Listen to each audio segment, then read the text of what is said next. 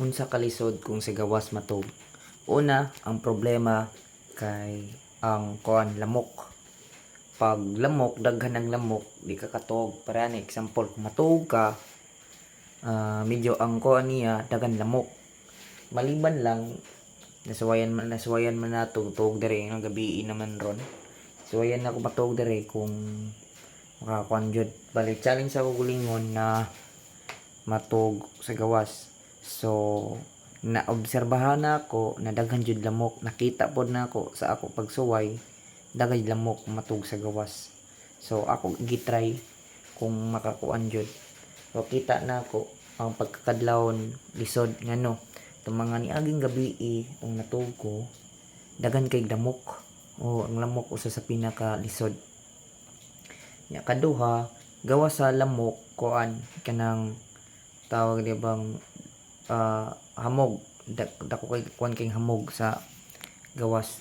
So medyo ang kuan niya ang panahon ug ang sitwasyon lisod labaw na karon medyo mabugnaw gani, way habol, wala tanan, wala.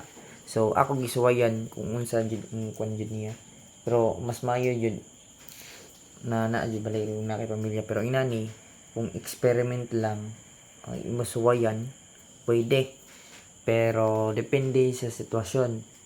Sa ingani open siya daghan kay mga buho-buho nya nganhi sa gawas.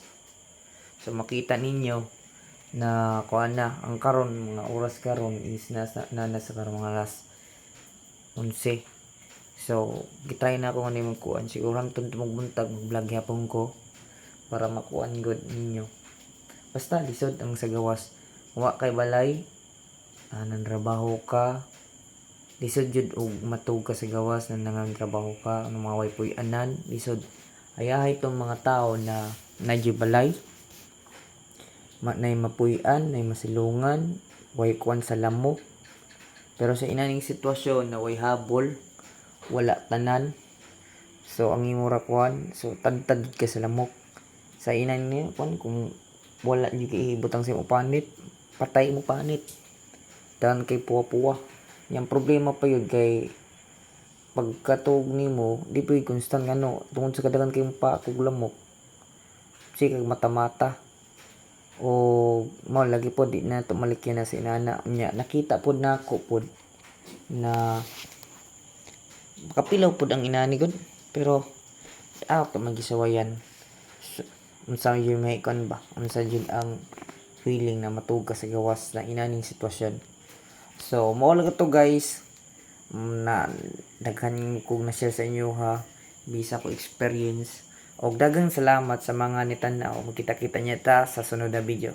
Thank you, bye bye, see you to the next video.